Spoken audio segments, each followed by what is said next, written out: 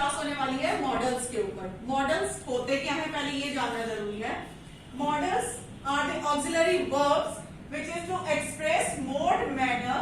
Mode या manner किसी भी सेंटेंस में ये बताते हैं, किस बारे में बताते हैं, लेकिन उस मोड मैनर में क्या होता है, एबिलिटी यानी उसकी क्षमता, पॉसिबिलिटी यानी कोई संभावना, किस चीज की संभावना है उस सेंटेंस में, परमिशन किसी के लिए आज्ञा है ना, और किसी के लिए एडवाइस यानी कोई सलाह दी जा रही है, और ऑब्लिगेशन यानी कि इसका एक नैतिक कर्तव्य है, और मॉरल ड्यूटीज। ये सारी बातें हमें किससे पता लगती हैं, मॉडल से पता लगती है। और मॉडल्स होते कितने हैं वो हमें पता होना चाहिए, कौन कौन से मॉडल्स हैं। तो मॉडल्स कौन कौन से हैं आपके, can, should, may, might, should, will, shell,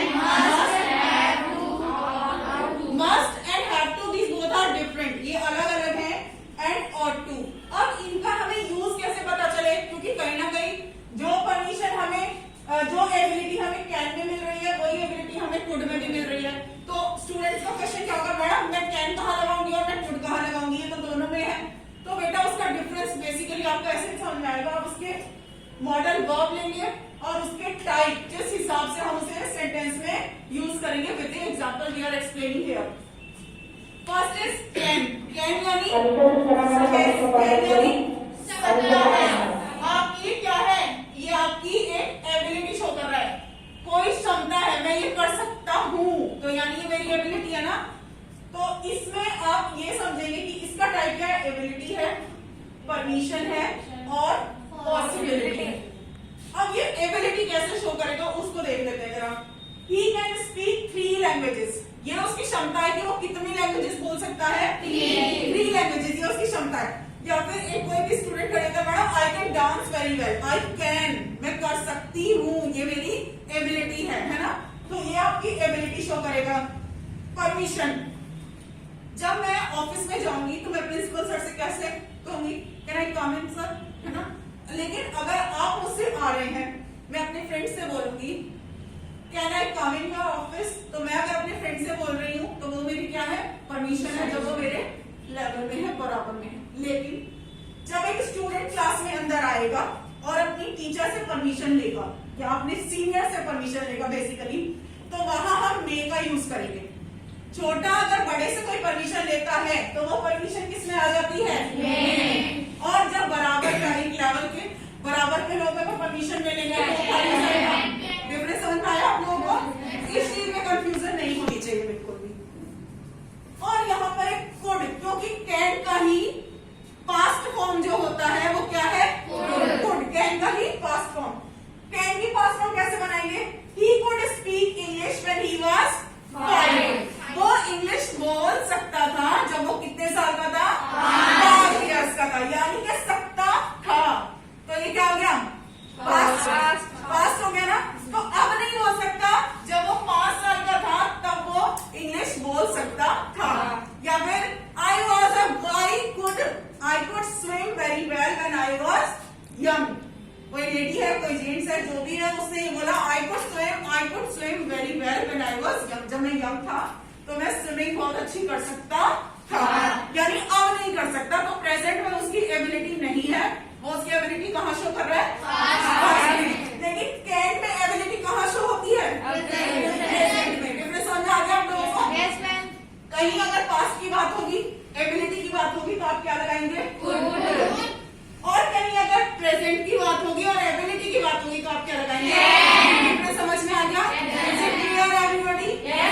next है आपका मे और माइट। मे का भी मैंने आपको बताया बेटा परमिशन है, कहेंगे मैडम अभी तो परमिशन हमने इसमें करा, लेकिन मैंने आपको डिफरेंस बताया ना कि जब आप एक जूनियर लेवल का है और आप किसी सीनियर से परमिशन ले रहे हैं तो आप क्या यूज करेंगे, मे का यूज करेंगे। ठीक है, जैसे आप क्लास में आते तो आप क्या बोलते हैं, मैम मे आई कम इन, बोलते हैं ना, ये तो क्या है कम इन, परमिशन ले रहे हैं आप किसी से बड़े से।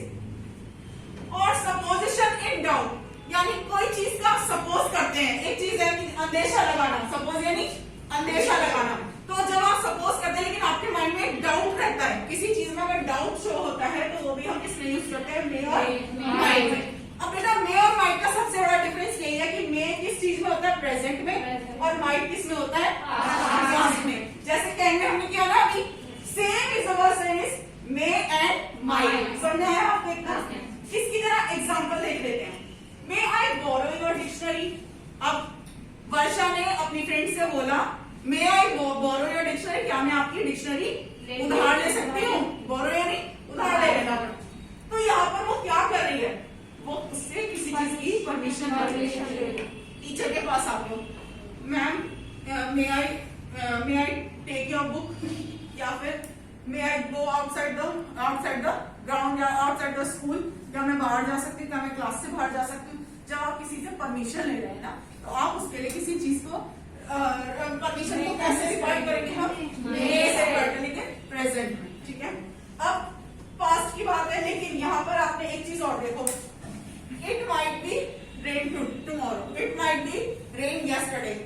कल यानी यस्टरडे यानी बीता हुआ कल, आज आने वाला कल नहीं, बीता हुआ कल क्या हो सकती थी? बारिश हो सकती थी। यहाँ पर मे का फर्स्ट फॉर्म क्या बन जाएगा? माइट। इसलिए हम वहां पर माइट का यूज करेंगे। ये संभावना हो जाएगी, ये सपोजिशन हो जाएगा। कल बादल थे तो लगा था कि कल बारिश हो सकती थी, तो हो सकती थी में सपोजिशन, बट इन डाउट। ठीक है, और ऐसे ही अगर प्रेजेंट में आप इसे सपोजिशन दिखाएंगे तो कैसे दिखाएंगे? इट इज क्लाउडी यानी बादल हो रहे हैं, इट में रेन टुडे। आपके पास एक तरीके से प्रूफ है कि बादल हो रहे हैं, बट तो आपके पास इसका सपोजिशन तो है कि बादल हो रहे हैं, आप अंदेशा कर सकते हैं, लेकिन डाउट है। पक्की बात है कि बादल हो रहे हैं तो बारिश होगी ही होगी। मेरे को यह है कि बादल हो रहे हैं, हाँ शायद बारिश हो जाएगी, है ना? तो इसके लिए मैं क्या यूज करूंगी? इसके लिए मैं क्या यूज करूंगी? मे का यूज करूंगी। माइट बेटा हमेशा हम पास्ट में यूज करते हैं, प्रेजेंट में किसका यूज होगा? मे का। नेक्स्ट देखेंगे शुड। शुड एक कॉमन मॉडल वर्ब है जो बहुत अच्छे से सभी स्टूडेंट यूज कर पाते हैं। शुड का बेसिकली यूज सबसे पहला ये होता है एडवाइस। एडवाइस यानी एडवाइस यानी हमारे यहाँ पर कोई किसी को कुछ दे ना दे, सलाह सबसे अच्छी दे देता है ना?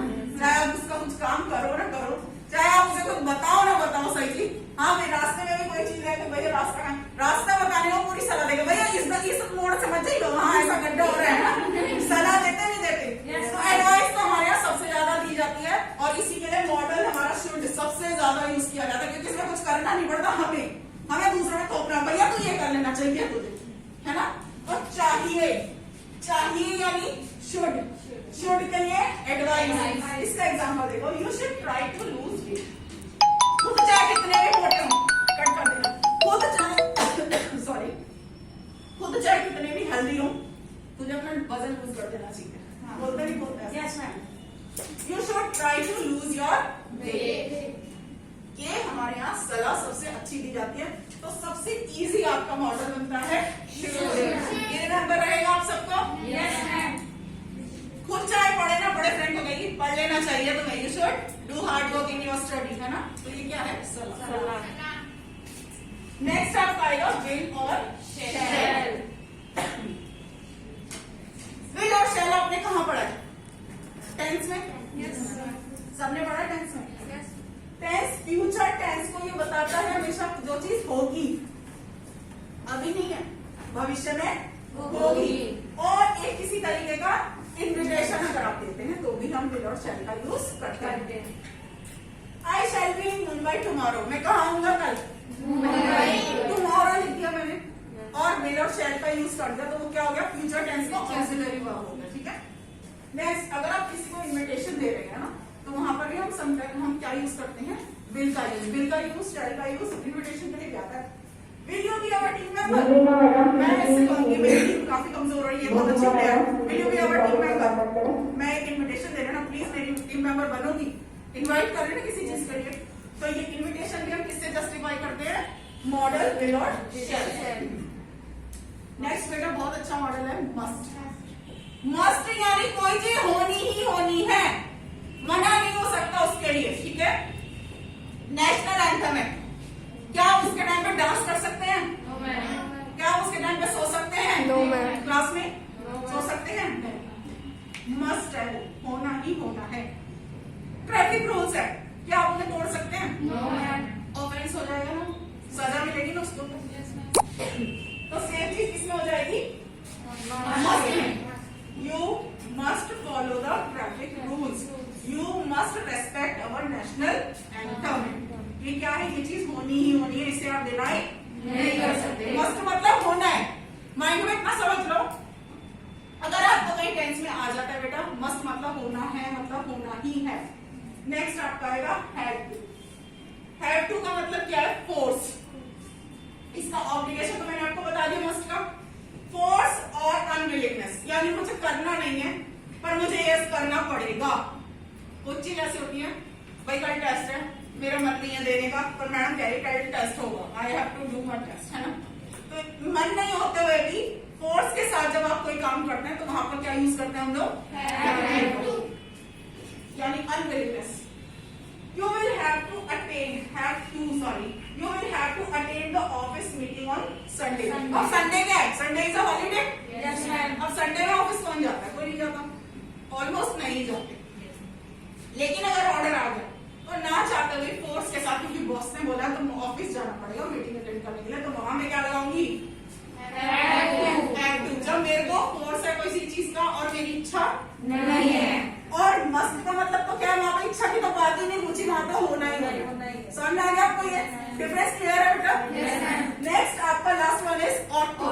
ऑट टू बेटा एक मोरालिटी है। जैसे कि क्या आपको प्रिंसिपल सर की रेस्पेक्ट नहीं करोगे तो क्या आपको फांसी दे दी जाएगी, बोलो, फांसी दे दी जाएगी, नो मैम, नहीं दी जाएगी ना। लेकिन ये आपकी मोरालिटी है, जो आपसे बड़ा है उसको आपको रेस्पेक्ट करना है।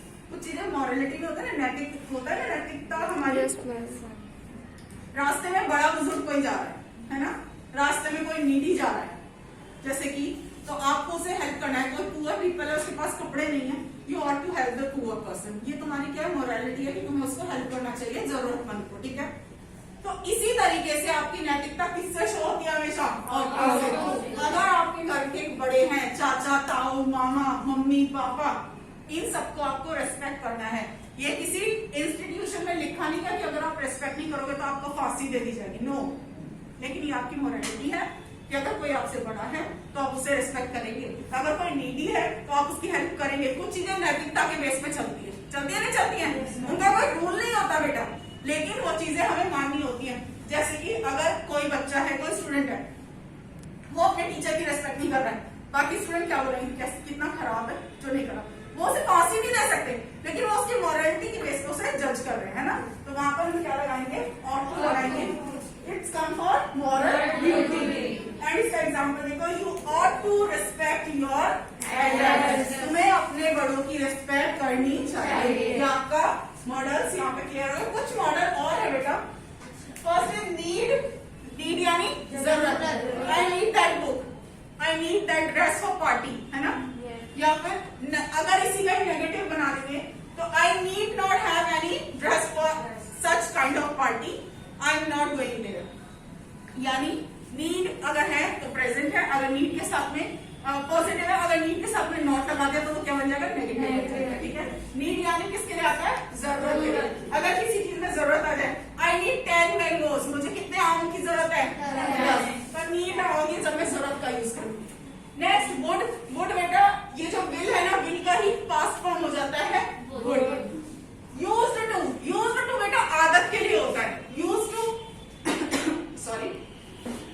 यूज्ड टू यानी प्रेजेंट में कोई चीज है, और यूज्ड टू जो पास्ट में।